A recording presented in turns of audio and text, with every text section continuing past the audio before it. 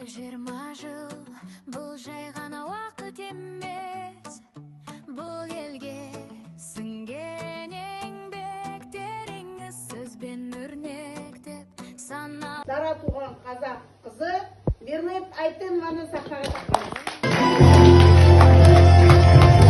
Тамаша сіңлімдің мына берген витаминін ішіп, ойбай таңмен таласа тұратын журналистпін.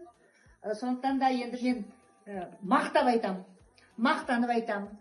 Бұл витаминді ішкенде арманда, ішпегенде арманда.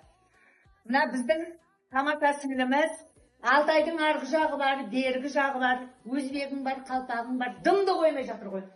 Бүкіл тымыдын айналып, біздің қазақтың қыздарының белін болып, аналардың белін болып, және тымыды елінде үлкен іс жасаймыз. Менмін деген журналистер тамашаның витаминін ішіп, жақыратып, жайнап, қолдап жүреміз. Аман болыңыздар. Бір дәуірдің